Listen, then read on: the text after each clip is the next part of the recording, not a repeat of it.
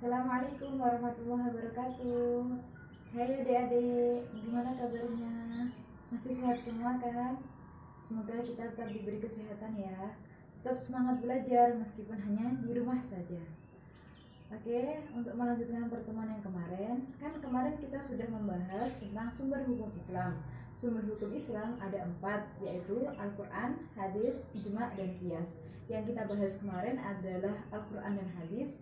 Yang kita bahas hari ini adalah ijma dan qiyas.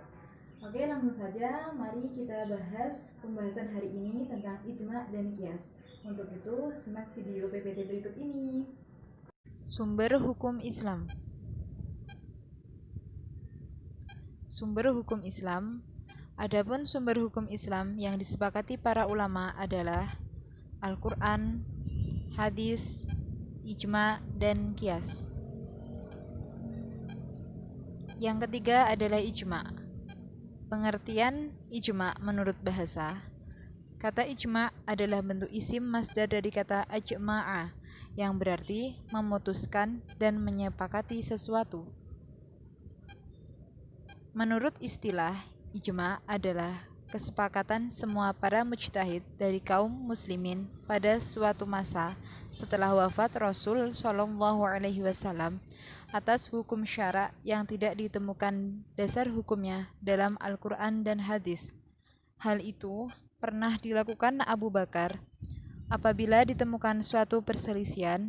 Pertama, ia merujuk kepada kitab Allah yaitu Al-Quran. Jika tidak ditemui dalam kitab Allah dan ia mengetahui masalah itu dari Rasulullah SAW, ia pun berhukum dengan sunnah Rasul. Jika ia ragu mendapati dalam sunnah Rasul SAW, ia kumpulkan para sahabat dan ia lakukan musyawarah untuk menemukan solusi atas suatu masalah dan menetapkan hukumnya. Jadi, objek ijma adalah semua peristiwa atau kejadian yang tidak ada dasarnya dalam Al-Quran dan hadis.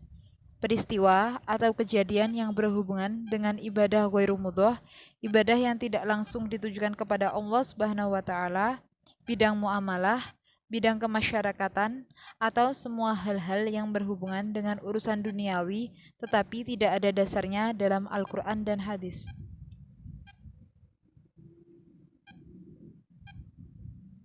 Dasar dan kedudukan ijma.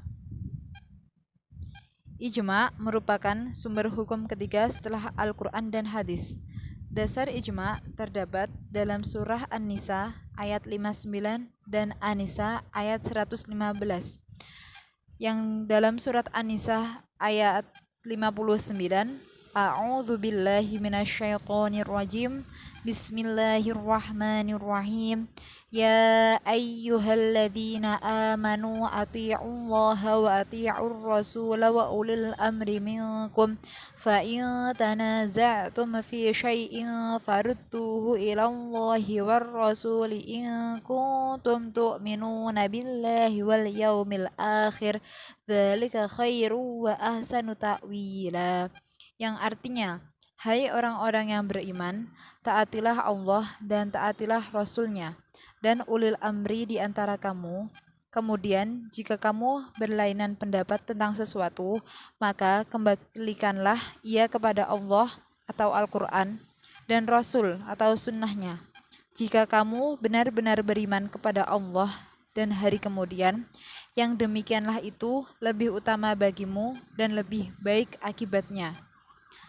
Kata ulil amri yang terdapat pada ayat tersebut mempunyai arti keadaan atau urusan yang bersifat umum, meliputi urusan dunia dan urusan agama.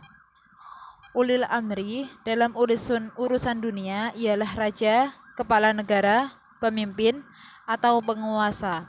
Sedang ulil amri dalam urusan agama ialah para mujtahid. Dari ayat tersebut dapat dipahami bahwa ulil amri itu telah sepakat tentang sesuatu ketentuan atau hukum dari suatu peristiwa, maka kesepakatan itu hendaklah dilaksanakan dan dipatuhi oleh kaum muslimin. Yang dalam surat An-Nisa ayat 115, A'udzu billahi minasyaitonir rajim. Bismillahirrahmanirrahim. Wa may yushaqiqir rasul min ba'di ma tabayyana lahul huda wa yattabi' ghayra sabilil mu'minina nuwallihi ma tawalla wa nuslihi jahannam wa sa'at masira. Yang artinya, dan barang siapa yang menentang Rasul sesudah jelas kebenaran baginya dan mengikuti jalan yang bukan jalan orang-orang mukmin, kami biarkan ia leluasa terhadap kesesatan yang telah dikuasainya itu, dan kami masukkan ia ke dalam jahanam, dan jahanam itu seburuk-buruk tempat kembali. Pada ayat ini, Allah melarang untuk menyakiti atau menentang Rasulullah, membelot atau menentang jalan yang disepakati kaum mukminin. Dasar ijma juga terdapat dalam hadis riwayat Ahmad dan Ibnu Majah. Yang dalam riwayat Ahmad yaitu ma ra'ahul muslimauna hasanan fahuwa indallahi hasanu, yang artinya apa-apa yang menurut pendapat kaum muslimin baik, maka baik pula di sisi Allah. Dan dalam hadis Ibnu Majah, la tajma'u ummati 'ala dhalalah, yang artinya umatku tidak bersepakat atas kesesatan.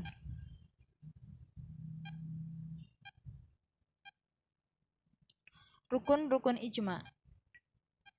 Yang pertama, tidak cukup ijma dikeluarkan oleh para mujtahid. Maksudnya, tidak cukup ijma dikeluarkan oleh seorang mujtahid apabila keberadaannya hanya seorang saja di suatu masa, karena kesepakatan dilakukan lebih dari satu orang.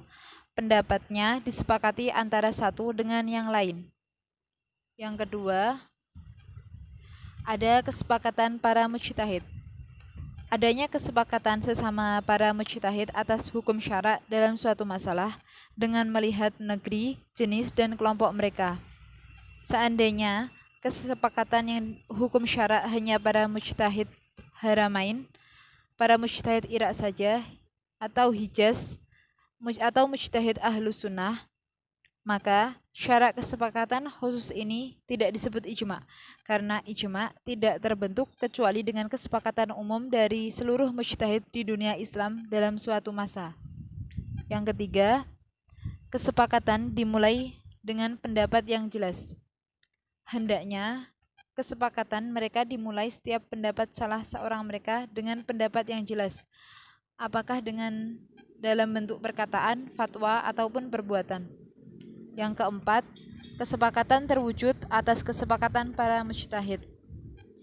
Maksudnya, jika sebagian besar mereka sepakat, maka tidak membatalkan kesepakatan yang banyak secara ijma, sekalipun jumlah yang berbeda sedikit dan jumlah yang sepakat lebih banyak, maka tidak menjadikan kesepakatan yang banyak itu hujjah syar'i yang pasti dan mengikat.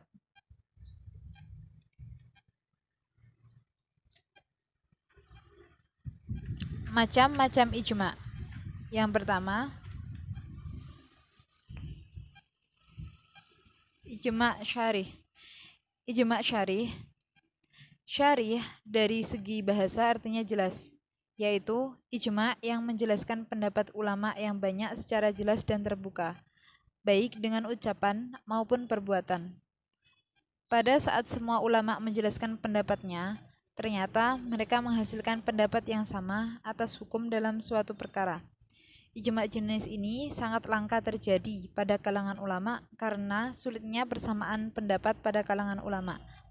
Ijma semacam ini hanya terlaksana pada zaman sahabat ketika jumlah mujtahid masih sedikit dan tempat tinggalnya masih berdekatan. Ijma syarih ini menempati kedudukan ijma yang paling tinggi. Hukum yang ditetapkan dalam ijma syarih adalah hukum qat'i, artinya semua umat wajib mengikutinya. Yang kedua adalah ijma sukuti. Sukuti dari segi bahasa artinya diam, yaitu sebagian mujtahid memaparkan pendapatnya secara terang dan jelas mengenai suatu hukum peristiwa melalui perkataan dan perbuatan. sedangkan mujtahid yang lain tidak diberikan kesempatan untuk memberikan komentar, apakah mujtahid yang lain menerima atau menolak hal tersebut. Oleh sebab itu, tidak ada halangan bagi para mujtahid untuk memaparkan pendapat yang berbeda setelah ijma itu diputuskan. Bagi Imam Syafi'i dan Imam Malik berpendapat bahwa ijma sukuti ini tidak dapat dijadikan dasar hukum. Namun, Ibu Hanifah dan Imam Ahmad bin Hambal berpendapat lain, yaitu menjadikannya sebagai dasar hukum. Mereka yang menerima ijma sukuti sebagai hujah sebab menurut kedua imam tersebut diamnya mujtahid sebagai tanda setuju.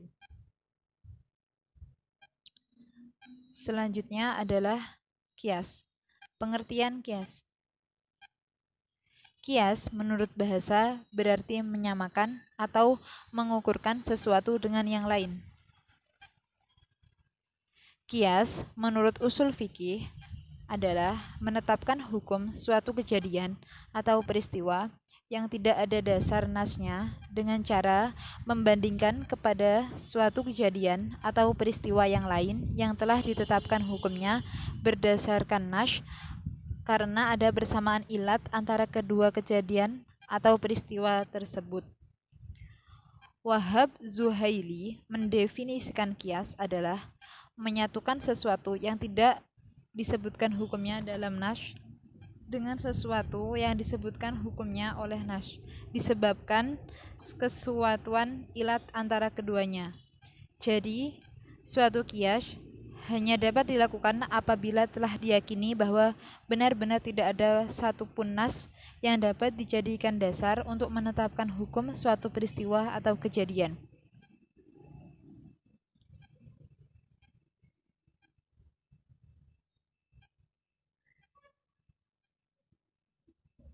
Kedudukan kias.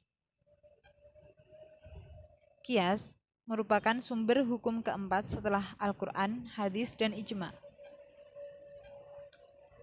Kedudukan kias sebagai sumber hukum Islam mengambil dari beberapa dalil Al-Quran, di antaranya surat Al-Hasyr ayat 2.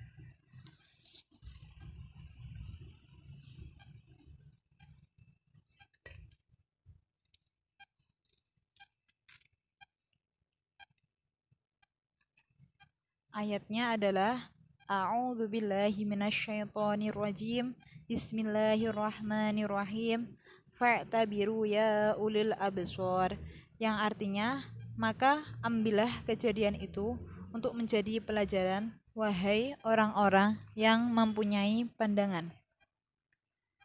Dapat diketahui dari ayat tersebut bahwa Allah memerintahkan kepada kita untuk mengambil pelajaran. Kata iktibar di sini berarti melewati, melampaui, memindah sesuatu kepada yang lainnya.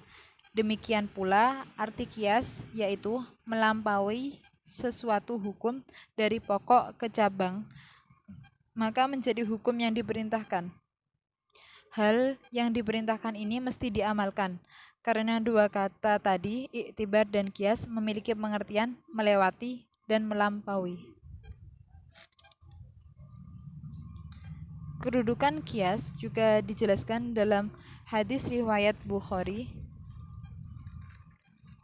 Hadisnya adalah an Ibni Abbas anna mar'atan min Juhainata ja'at ilan Nabi sallallahu alaihi wasallam faqalat inna ummi nadarat an tahujja falam tahujja hatta matat afahujju anha qala na'am hajji anha ara'aiti law kana ala ummiki dinun akunti qadiyatuhu iqdullaha fallahu ahaqqu bil wafa, yang artinya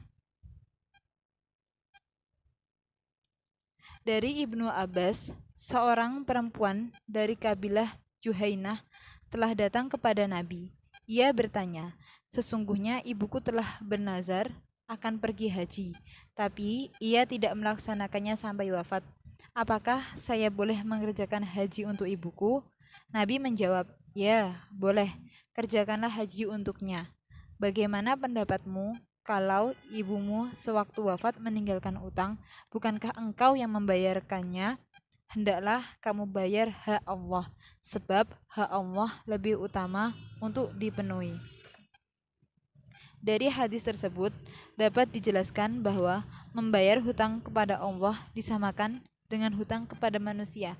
Kalau hutang kepada manusia itu wajib dibayar, maka hutang kepada Allah juga harus dibayar. Macam-macam kias. Macam-macam kias. Yang pertama yaitu kias aula. Kias aula adalah kias yang ilat pada furu lebih kuat daripada ilat yang terdapat pada asal. Misalnya, kias larangan memukul orang tua dengan larangan menyakitinya atau berkata kepada mereka. Larangan memukul lebih kuat atau perlu diberikan dibandingkan dengan larangan berkata yang terdapat pada nas. Sesuai firman Allah pada surat Al-Isra ayat 23, A'udzu billahi minasyaitonir rajim. Bismillahirrahmanirrahim. Fala taqul lahuma uffin. Yang artinya, maka sekali-kali janganlah kamu mengatakan kepada keduanya perkataan Lalu yang kedua yaitu kias musawi. Kias musawi adalah kias yang setara antara ilat pada furu dengan ilat pada asal dalam kepatutannya menerima ketetapan hukum. Contohnya, hukum memakan harta anak yatim secara aniaya sama hukumnya dengan membakarnya. Maka dari segi ilatnya, keduanya pada hakikatnya sama-sama bersifat melenyapkan kepemilikan harta anak yatim. Seperti firman Allah di surat An-Nisa ayat 10.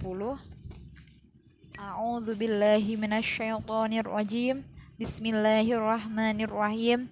Innal ladzina ya'kuluna amwalal yatama dzulman innama ya'kuluna fi butunihim nara wa sayaslawna sa'ira. Yang artinya, sesungguhnya orang-orang yang memakan harta anak yatim secara zalim, sebenarnya mereka itu menelan api sepenuh perutnya dan mereka akan masuk ke dalam api yang menyala-nyala, yaitu neraka. Yang ketiga yaitu kias adna. Kias adna adalah kias yang ilat pada furu lebih rendah daripada ilat yang terdapat pada asal. Misalnya, mengkiaskan haramnya perak bagi laki-laki dengan haramnya laki-laki memakai emas.